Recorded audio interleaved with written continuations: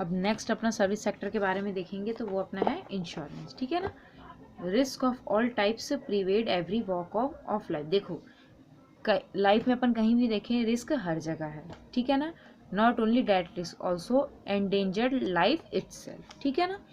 Financial deals में risk है, life का रिस्क है, प्रॉपर्टी का रिस्क है, गुड्स का रिस्क है, मतलब हर चीज़ में रिस्क है, ठीक है ना। Are fraught with the element of risk, क्योंकि ये सब बने रिस्क से, ठीक है ना। It is to minimise the impact of such uncertainties that there is need of insurance. अब देखो रिस्क तो लाइफ के हर पड़ाव में, हर चीज़ में रिस्क है। प्रॉपर्टीज़ को ले लो, गुड्स को ले लो, लाइफ को ले लो, है ना। तो हर चीज़ में रिस्क होता है। तो इसी रिस्क को, इसी अनसर्टेनिटीज़ को कुछ हद तक कम करने के लिए, मतलब इससे रिस्क से होने वाले जो नुकसान है उसको कम करने के लिए किसकी ज़रूरत पड़ती है? इंश्योरेंस की ज़रूरत पड़ती है, ठीक है ना। The insurer collect some certain amount premium from large number of person and converse them against a large variety of risk. अब देखो इंश्योरर कौन होता है? जो इंश्योरेंस करता है, ठीक है ना। देखो जो इंश्योरर रहता है वो सर्टेन अमाउंट कलेक्ट करता है। आपने देखा होगा इंश्योरेंस प्रीमियम भरते हैं तो उसी को प्रीमियम की बात कर रहा है। तो हम जो बैंक वाले होते हैं, जो इंश्योरेंस करने वाले रहते हैं, उसको क्या करते हैं, सर्टेन अमाउंट अपन उसको देते हैं, वो कलेक्ट करता है। तो और एक जन से तो वो करवाता नहीं, कई लोगों से वो इंश्योरेंस, कई लोगों का इंश्योरेंस करता है। तो from large number of person and covers them against the large variety of risk, और उनको सबको जितने भी वैराइटीज ऑफ रिस्क रहते हैं उनसे उनको बचाता है जो इंश्योरर रहता है वो, ठीक है ना। अब मीनिंग क्या होता है इंश्योरेंस का?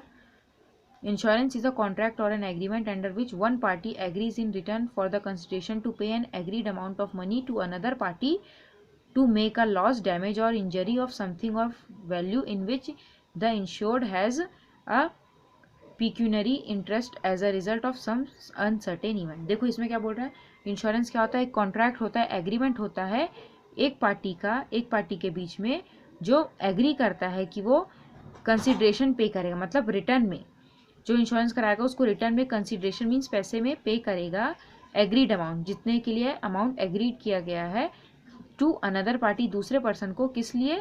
कुछ लॉस हुआ है, कुछ डैमेज हुआ है, कुछ इंजरी हुई है, इसके लिए वो वैल्यू में उनको पे करेगा, ठीक है ना।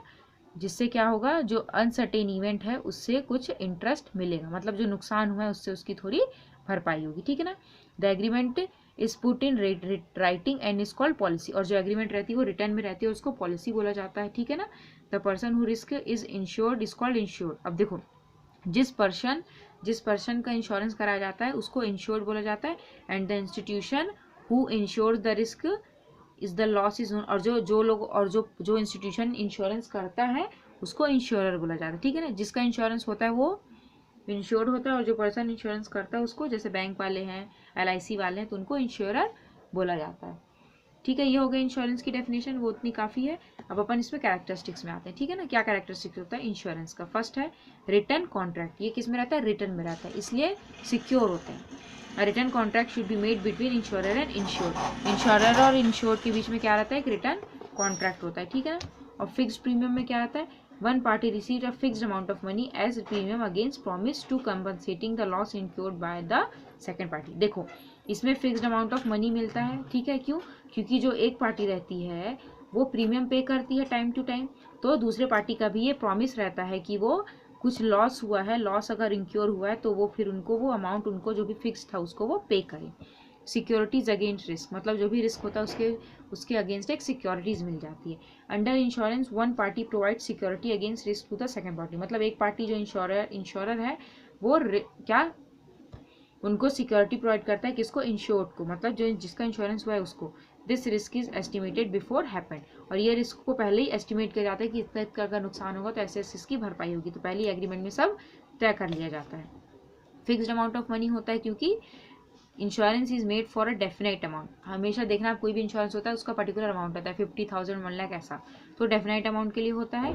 This is known as insurance amount. Parties में क्या होता है? इसमें टू पार्टीज होता है, इंश्योरर और इंश्योर्ड, ठीक है ना। Insurance means who take responsibility. Insurance means क्या होता है? जो रिस्पॉन्सिबिलिटी लेता है कि इंश्योर्ड, मतलब जिस पर्सन का इंश्योरेंस हुआ है उसको उसको उसको क्या करेगी? उसकी पॉलिसी लेगी और उसको प्रीमियम जो उसने पे किया है उस पर उसको कंपनसेट करेगी। हार्मोनी में क्या रहता है? Insurance contract is based upon the mutual understanding और harmony of the two parties. ये किसके बीच में बेस्ड रहता है, मतलब एक दूसरे के प्रति दोनों के ऊपर भरोसा होना चाहिए, ठीक है ना। तो म्यूचुअल अंडरस्टैंडिंग और हार्मोनी बिटवीन टू पार्टीज के बीच में। फिर क्या होता है, इंश्योरेंस एलिजिबल इंटरेस्ट में for the validity of insurance contract it is essential that the insurance eligible interest are found in the contract. देखो एलिजिबिलिटी, अगर इंटरेस्ट की एलिजिबिलिटी आपको देखना है तो इसमें क्या बोल रहा है, insurance contract it is essential that the insurance eligible interest are found in the contract. देखो आपने देखा होगा एक पर्टिकुलर पीरियड के बाद अपन जो इंश्योरेंस कराते हैं उस पर अपन इंटरेस्ट भी मिलता है, तो वो उसी की बात कर रहा है, ठीक है ना। Major risk in monetary terms, और इंश्योरेंस के जरिए जो भी नुकसान हुआ रहता है उसको हम मनीटरी टर्म्स में मेजर करके उसकी भरपाई करते हैं। Insurer compensate losses occurred from only those financial losses which can be measured in monetary terms. देखो इंश्योरेंस सिर्फ उसी लॉसेज को भरपाई करेगा जिसको वो मनी के टर्म्स में नाप सकता है, ठीक है ना। जिसको माप नहीं सकता उसको वो नहीं करेगा। मतलब जो फाइनेंशियल नेचर्स के जो लॉसेज होते हैं सिर्फ उसी को वो उसी की भरपाई करते हैं इंश्योरेंस वाले, ठीक है ना। ये था कैरेक्टरिस्टिक्स हो गए। अब इम्पोर्टेंस में क्या होगा, एडवांटेजेस में प्रोवाइड प्रोटेक्शन। इंश्योरेंस से क्या होता है, प्रोटेक्शन मिलती है। The element of protection is common to all types of insurance. देखो हर टाइप ऑफ इंश्योरेंस में सिर्फ मेन एलिमेंट क्या आता है, प्रोटेक्शन प्रोवाइड करना। इसमें क्या आएगा, a business man is protected against risk of different kinds of business, fire insurance, an individual can simply provide protection to his family by taking out policy of his own life. इसको यहाँ से करना, फिर एक यहाँ से यहाँ तक कर लेना, ठीक है ना। फिर नेक्स्ट है सिक्योरिटी एंड इन्वेस्टमेंट। सिक्योरिटी और इन्वेस्टमेंट होता है कैसे, an insurance policy cover security against loss to be compensated and also an investment its promote saving too. देखो एक तो अगर आपको कोई नुकसान हो रहा है उसकी भरपाई भी हो जाती है, प्लस आप जैसे पैसे लगाते हैं तो आपको उसमें इंटरेस्ट भी मिलता है, तो एक सेविंग की तरह भी इसमें यूज़ किया जाता है, एक इन्वेस्टमेंट की तरह, ठीक है ना। फिर नेक्स्ट है help in spreading the risk को बांटने में हेल्प करता है। Insurance is useful means of spreading the risk to loss और damage to of different kinds. मतलब अलग अलग टाइम्स के जो लॉस और डैमेजेस होते हैं उसको वो क्या करता है, बांट देता है, जिससे कि ज़्यादा भार नहीं पड़ता है इसके ऊपर। फिर नेक्स्ट क्या है, encouragement of saving. Life insurance is one of the best means of saving. Encouragement of saving की ओल्ड एज की तरह लिए सेविंग्स करके रखना from the benefit of one's dependent. In fact regular payment of premium make saving compulsory for an individual. देखो अब regular premium देना पड़ता है, इससे क्या करता है कोई भी इंडिविजुअल सेव करके रखता है, जिससे ये सेविंग को बढ़ावा देता है। Feeling of psychological security. अब देखो कोई जब देखना कोई भी इंसान जो रहता है अगर वो इंश्योरेंस कराता है तो वो थोड़ा रिलीफ फील करता है, मतलब साइकोलॉजिकल उसको सिक्योरिटी फील होती है। जैसे अगर मुझे आगे चल कुछ हो गया तो मुझे मतलब मेरे घर वाले को जैसे है तो इंश्योरेंस का पैसा मिलेगा, या फिर आपने हेल्थ इंश्योरेंस किया है तो आपको कुछ हो गया तो जो भी खर्चा होगा आपके हेल्थ में, जो भी खर्चा लगा है हॉस्पिटल के बिल्स, वो कौन, बैंक पे करती है, मतलब इंश्योरेंस कंपनी पे करती है ना। तो वही साइकोलॉजिकल क्या आता है, एक फीलिंग आती कि हाँ मैं सुरक्षित हूँ ऐसा। Insurance provides a feeling of psychological security to the insured with the result that the insurance can go ahead with his business है विद कॉन्फिडेंस। हर चीज़ में अपने कॉन्फिडेंस से फिर वो वर्क कर सकता है बिजनेस के लिए भी, ठीक है ना। जनरेशन ऑफ एम्प्लॉयमेंट की भी अब अपॉर्चुनिटीज देता है कैसे, insurance provide employment to lakhs of people in the form of permanent job insurance company as a insurance agent. अब देखो एम्प्लॉयमेंट कैसे देता है, इंश्योरेंस एजेंट बना के देखा आप, कई लोग इंश्योरेंस एजेंट जगह जगह घूमते हैं इंश्योरेंस करा लो करके, तो उसी तरह परमानेंट नेचर का रहता है और ये उनको क्या कहते हैं एम्प्लॉयमेंट प्रोवाइड करते हैं, ठीक है। तो इतने सारे पॉइंट्स आके आपको 5-6 इसके एडवांटेजेस करने हैं। अब नेक्स्ट, ठीक है ना, ये अपना पॉइंट हो गया।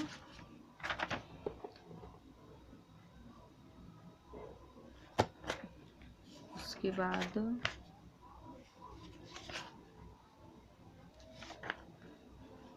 ये देखते हैं फंडामेंटल प्रिंसिपल्स ऑफ इंश्योरेंस। अब इंश्योरेंस के क्या प्रिंसिपल्स होते हैं, insurance is known to be means of shifting the risk of individual to the insurer in consideration of a nominal cost called premium. देखो इसमें क्या बोल रहा है, इंश्योरेंस को क्या बोला गया है, रिस्क को शिफ्ट करता है इंडिविजुअल का, किसको, किसके तरफ, टू इंश्योरर की तरफ, मतलब जो इंश्योरेंस करता है उसके तरफ शिफ्ट करता है रिस्क को, और इन consideration of a nominal cost called premium. और नॉमिनल कॉस्ट है किसमें, क्योंकि जो इंश्योर्ड कराता है, ठीक है ना, वो प्रीमियम पे करता है, तो और बाद में उसी को इंश्योरेंस क्या करता है, कंपनसेट करता है, लॉस होता है तो उसी के अगेंस्ट वो क्या करता है, रिस्क को शिफ्ट करता है, ठीक है ना। अब देखो the law of insurance has based on, दो तरह की थ्योरीज में बेस्ड है। फर्स्ट है प्रिंसिपल टू कॉर्पोरेशन और principle probability. Principle of corporation में क्या रहता है, insurance is based on the law of cooperation is a unique technique in which large number of person expose to similar risk. मतलब इसमें क्या रहता है, principle of law of cooperation में जिसमें लार्ज नंबर ऑफ जो पर्सन रहते हैं उनको एक तरह का सिमिलर रिस्क होता है, ठीक है ना। कंट्रीब्यूट टू कॉमन फंड, मतलब जैसे लाइफ इंश्योरेंस ले लो तो हर कोई लाइफ इंश्योरेंस प्रीमियम कराता है अपने, ठीक है ना, लाइफ सिक्योर कराने के लिए। तो इसमें ज़्यादातर लोग कंट्रीब्यूट करते हैं। तो कॉमन फंड होता है out of which an unfortunate और member suffering loss is indemnified from the loss. अब देखो कई लोग इंश्योरेंस करवाते हैं और जाहिर सी बात है 10,000 जैसे भी करवा रहे हैं, तो उसमें से अगर कुछ लोगों को हुआ तो मतलब उनकी जो भी उनका लॉस हुआ तो उनको क्या करेंगे, फिर अपन कंपनसेट कर सकते हैं, ठीक है ना। The sharing of risk among large number of person through the techniques of corporation is the main base of insurance.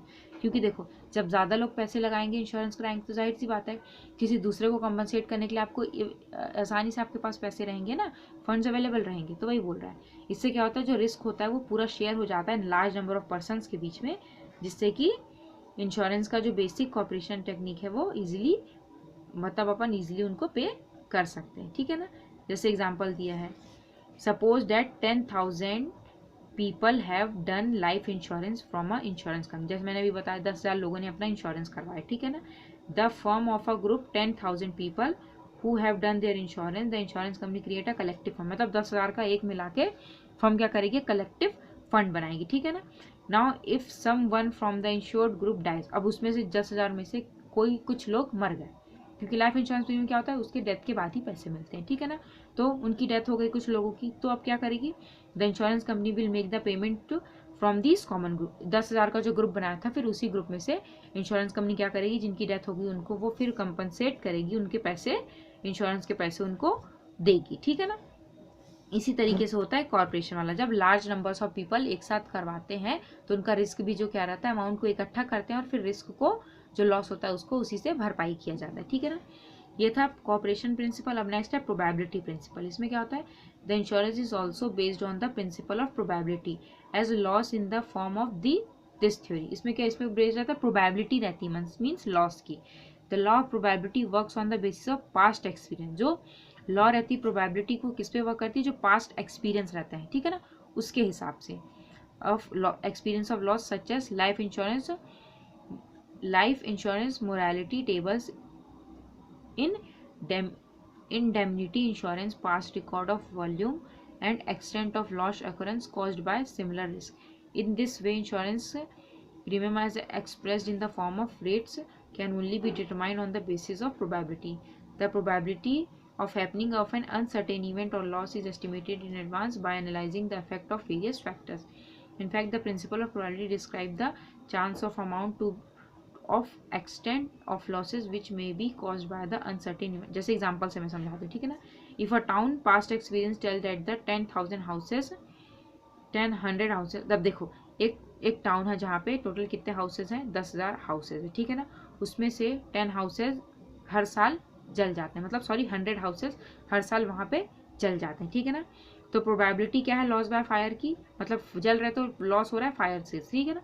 The probability of loss by fire is that the any year will be, मतलब हर साल में कितनी probability है, 10,000 divided by 100 divided by 10,000 means 1% chance है कि हर साल यहाँ पे 100 हाउसेस जल जाते हैं। तो इसमें क्या होगा, इस वे में insurance is possible with the help of probability from the calculation of premium. तो अब इसमें क्या करते हैं, प्रोबेबिलिटी देखा जाता है कि इतना जलेगा तो उसके हिसाब से भी इंश्योरेंस प्रीमियम किया जाता है, ठीक है ना।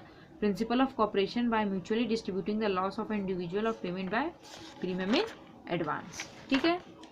ये प्रोबेबिलिटी का होगा, मीन्स जब प्रोबेबिलिटी देख के इंश्योरेंस इसमें किया जाता है परसेंटेज निकाल के रेट के हिसाब से, ठीक है ना। तो आप यहाँ से देख सकते हो the probability of happening N uncertain event. Probability कितनी है ये देखी जाती है अनसर्टेन इवेंट के होने की। उससे क्या रहता है, एडवांस में ही उसका मतलब पिछला रिकॉर्ड देख के एडवांस में ही एस्टिमेट कर लिया जाता है कि कितना नुकसान होगा, एनालाइज कर लिया जाता है। फिर in fact the principle of probability describe the chances of amount to extent of losses which may be caused by an uncertain event, जिससे कि पहले ही पता कर लेते हैं कि कितने अमाउंट का नुकसान होगा, तो उसके हिसाब से फिर वो पॉलिसीज अपने जो भी इंश्योरेंस है वो बनाते हैं, ठीक है ना।